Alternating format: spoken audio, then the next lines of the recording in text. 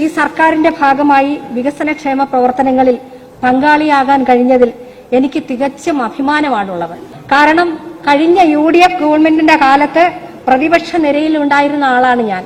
അന്ന് ഇവിടെ എന്തൊക്കെയാണ് നടന്നിട്ടുള്ളതെന്ന് നേരിട്ട് ബോധ്യപ്പെട്ടിട്ടുള്ള ഒരാളാണ്. കഴിഞ്ഞ UDF ഭരണവും ഈ സർക്കാരിന്റെ ഭരണവും തമ്മിൽ എന്തെങ്കിലും ഒരു താരതമ്യം പറയാനുണ്ടോ? കഴിഞ്ഞ ഗവൺമെന്റിന്റെ കാലത്ത് കുറെ പ്രഖ്യാപനങ്ങളും കുറെ തറക്കല്ലിടിയിലും നടന്നെങ്കിൽ അതൊക്കെ അവിടെ ഇരുന്നതല്ലാതെ ആ കല്ലിന്റെ മേലിൽ ഒരു കല്ല് പോലും വെക്കാതെ താലൂക്ക് ആശുപത്രി അടക്കം, ഞങ്ങളുടെ സിവിൽ സ്റ്റേഷൻ അടക്കം, ഞങ്ങളുടെ പോലീസ് ആസ്ഥാനം ഉൾപ്പെടെ കല്ലിട്ടിട്ട് പോയതല്ലാതെ ഈ സർക്കാർ വന്നിട്ടാണ് അതിന്മേൽ പണം അനുവദിച്ച് നടപടിയായത്. വാചക കസർത്തുകളും ചില മാധ്യമങ്ങളുടെ പിന്തുണയോടുകൂടിയ ചില പ്രചരണ പ്രവർത്തനങ്ങളും അഴിമതിയും ജനാധിപത്യ സംവിധാനത്തിൽ കേട്ടുകേഴ്വി പോലും ഇല്ലാത്ത പ്രവർത്തനങ്ങളുമായിരുന്നില്ലേ അക്കാലത്ത് നടന്നിട്ടുള്ളത്? നമ്മളിവിടെ സാക്ഷികളായിരുന്നല്ലോ ഇതെല്ലാം. ഈ സർക്കാർ എന്താണ് ചെയ്തിട്ടുള്ളത്? ഒന്ന് ആലോചിച്ച് നോക്കിയേ. സമാനതകളില്ലാത്ത വെല്ലുവിളികളെ, ഇത്രയേറെ കേരളം കണ്ടിട്ടില്ലാത്ത വെല്ലുവിളികളെയാണ് അധികാരത്തിൽ കയറിയ കാലം മുതൽ ഫേസ് ചെയ്തുകൊണ്ട് ഈ സർക്കാർ മുന്നോട്ട് പോകുന്നത്. നോട്ട് നിരോധനം, ഓഖി ദുരന്തം, അതുപോലെ GST കൊണ്ടുവന്ന് പണം പിരിക്കാൻ പറ്റാത്ത അവസ്ഥ, അതുപോലെ തന്നെയാണ് നിപ്പ ദുരന്തം. സമാനതകളില്ലാത്ത പ്രളയം കേരളത്തെ മുഴുവൻ ഗ്രസിച്ചു. നിങ്ങളെല്ലാം അപ്പുറത്തിരുന്നുകൊണ്ട് ഒരു പൈസ കൊടുക്കരുതെന്ന് പറഞ്ഞു. ഇവിടെ നിങ്ങളെല്ലാരും പറഞ്ഞാൽ ഇവിടെ എന്തോ വന്നു, ചുമ്മാ വാചക കസർത്ത. നാട്ടിലെ ജനങ്ങൾ കണ്ടോണ്ടിരിക്കുക. ഇതെല്ലാം ഓർക്കണം. നിങ്ങളുടെ ബധിരകർണങ്ങളിലും കാഴ്ചയില്ലാത്ത കണ്ണുകളിലേക്ക് മാത്രമേ ഈ വികസനങ്ങളൊന്നും എത്താതിരിക്കുകയുള്ളൂ. അങ്ങനെ തന്നെ അതിനെ പറയാൻ കഴിയുള്ളൂ. കിഫ്ബി എന്താണെന്ന് കളിയാക്കി PJ ജോസഫ് സാർ ചോദിച്ചു. ഞാൻ അന്നേരം പെട്ടെന്ന് എന്റെ മണ്ഡലത്തിലേക്ക് ഓർക്കുകയായിരുന്നു. 100 കണക്കിന് നിങ്ങൾ വന്ന് നോക്കിക്കോ ഈ ആക്ഷേപിക്കുന്നവർ. സർവർ അപ്പുറത്തെ മണ്ഡലത്തിൽ, നിങ്ങളുടെ മണ്ഡലങ്ങളിൽ ഉൾപ്പെടെ എന്തുമാത്രം വികസന പ്രവർത്തനങ്ങളാണ് വന്നിട്ടുള്ളത്. നെല്ലുൽപാദനം കുറഞ്ഞു വന്നു BJ ജോസഫ് സാർ ഇവിടെ പറഞ്ഞപ്പോൾ എനിക്ക് സത്യമായിട്ടും ചിരി വന്നുപോയി. എത്ര ഹെക്ടർ സ്ഥലമാണ്? എനിക്ക് എന്റെ മണ്ഡലത്തിൽ തന്നെ പറയാമല്ലോ, ഞാൻ സാക്ഷിയാണല്ലോ. ഏക്കർ കണക്കിന് സുഭിക്ഷ കേരളത്തിൽ തന്നെ ഏതാണ്ട് ഒരു 100 ഏക്കറോളം വരുന്ന സ്ഥലം കൃഷി ചെയ്ത് നെല്ല് കൊയ്യാൻ ഞാനും സാക്ഷിയായി. ഇതുപോലെയുള്ള വലിയ മാറ്റങ്ങൾ നാട്ടിലെ ജനങ്ങൾ, താഴെയുള്ള മനുഷ്യർ കണ്ടുകൊണ്ടിരിക്കുന്നുണ്ട്. നിങ്ങൾ എത്ര പുകമറ സൃഷ്ടിച്ചാലും, കണ്ടില്ലെന്നടിച്ചാലും, കണ്ണടച്ചിരുട്ടാക്കിയാലും ജനങ്ങൾ ഇതെല്ലാം കാണുന്നുണ്ടെന്നുള്ളത് ഓർക്കണം. 19 പാർലമെന്റിലേക്ക് നിങ്ങൾ കള്ള പ്രചരണങ്ങൾ നടത്തിയിട്ടല്ലേ ജയിച്ചു പോയത്. നെഞ്ചത്ത് കൈവച്ച് പറയാൻ പറ്റുമോ? ശബരിമല നിങ്ങൾക്ക് വീണ് കിട്ടിയ ഒരു അവസരം. അതുപോലെയുള്ള ഓരോ കാര്യങ്ങൾ എന്തോ ജനങ്ങൾക്ക് വേണ്ടി ചെയ്തിട്ടാണ്. കള്ള പ്രചരണങ്ങൾ നടത്തി ജനങ്ങളെ തെറ്റിദ്ധരിപ്പിക്കും. എനിക്ക് ബഹുമാനപ്പെട്ട തിരുവഞ്ചൂർ അദ്ദേഹത്തോട് വലിയ റെസ്പെക്ട് ആണ് കേട്ടോ. ഞാനൊരു TV-യിലെ അഭിമുഖം കണ്ടിരുന്നു. അപ്പൊ ഒരു തുടർഭരണം ഉണ്ടായാലോ എന്ന് ഞാൻ കേട്ടത് ശരിയാണ്, ഞാൻ കണ്ടതാണ്.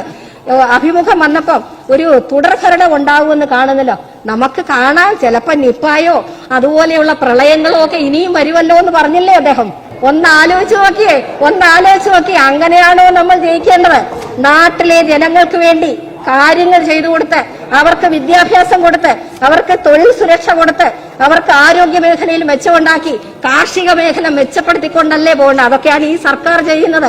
അന്ന് രാഹുൽ ഗാന്ധി പ്രധാനമന്ത്രിയാകുമെന്നൊരു ധാരണ വരുത്തിക്കൊണ്ട് വർഗീയതയെ മാറ്റി നിർത്താമെന്ന് പറഞ്ഞുകൊണ്ട് എങ്ങും ജയിക്കത്തില്ലെന്ന് ബോധ്യമുള്ളതുകൊണ്ട് വയനാട് കൊണ്ടുവന്ന് അദ്ദേഹത്തിനെ നിർത്തി കഷ്ടിച്ച് ജയിപ്പിച്ച് 19 സീറ്റ് നിങ്ങൾ ജയിച്ചു.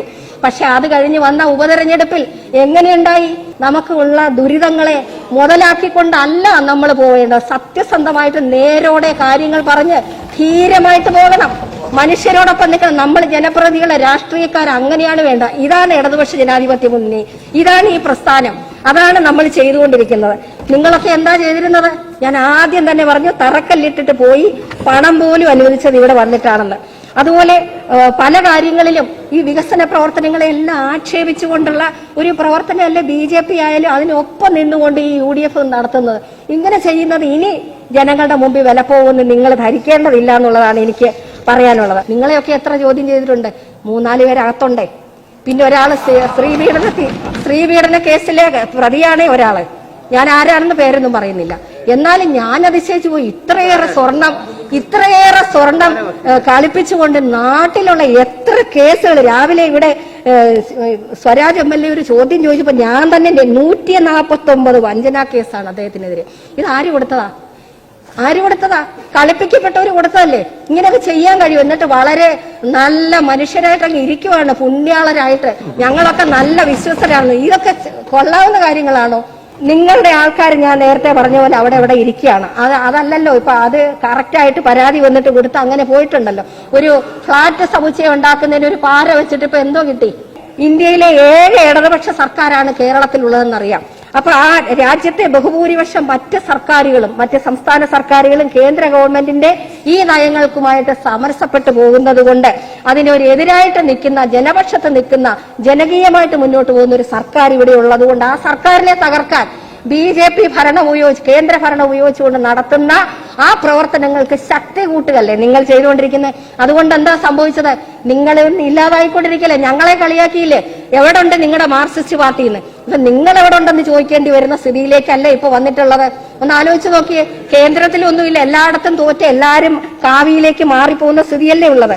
നിങ്ങളുടെ കാലത്ത് ലാഭകരമല്ലെന്ന് പറഞ്ഞ് അടച്ചുപൂട്ടിയ സ്കൂളുകൾ ഇന്ന് സമഗ്ര വിദ്യാഭ്യാസ സംരക്ഷണ യജ്ഞത്തിലൂടെ സമാനതകളില്ലാത്ത മാറ്റങ്ങൾ ഉണ്ടാക്കിക്കൊണ്ട് കുഞ്ഞുങ്ങൾ നയാ പൈസ ചെലവില്ലാതെ നാട്ടിലെ ജനങ്ങളുടെ ഭാരിച്ച ചെലവൊഴിവാക്കി കുട്ടികളെ അവിടെ നല്ല ക്വാളിറ്റിയുള്ള വിദ്യാഭ്യാസം കൊടുക്കുന്നത് കൊണ്ടല്ലേ അവിടെ ആള് വർദ്ധിച്ചത്.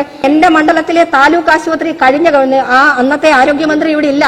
ട്രോമാ കെയർ തരണമെന്ന് പറഞ്ഞു, ഡയാലിസിസ് യൂണിറ്റ് തരണമെന്ന് പറഞ്ഞു, അത് എല്ലാം തരാന്ന് പറഞ്ഞല്ലാതെ ഇറങ്ങുന്നവരെ തന്നില്ല. പക്ഷേ ടീച്ചർ മന്ത്രിയായി വന്നതിന് ശേഷം ഈ ഗവൺമെന്റ് ഇതെല്ലാം തന്നു. കഴിഞ്ഞ കാലത്ത് കരഞ്ഞ് ഞാൻ പറഞ്ഞിട്ടുണ്ട് റോഡ് തരണമെന്ന്. ഇന്ന് എന്ത് ചെയ്യാൻ മന്ത്രി അകത്തായില്ലേ?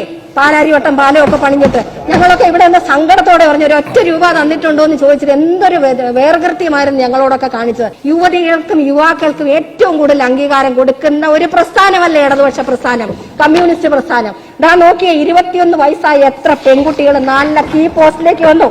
രേഷ്മ മറിയം റോയി പ്രസിഡന്റ് ആ സഖാവിന്റെ മണ്ഡലത്തിലുള്ള ഒരു പഞ്ചായത്താണ് അരുവാപ്പുറം പഞ്ചായത്ത്. അതുപോലെ നമ്മുടെ ആര്യ രാജേന്ദ്രൻ. ഇത്ര ധീരമായിട്ട് പെൺകുട്ടികളെ കീ പോസ്റ്റിലേക്ക് വിടാൻ നിങ്ങൾക്ക് കഴിയുമോ?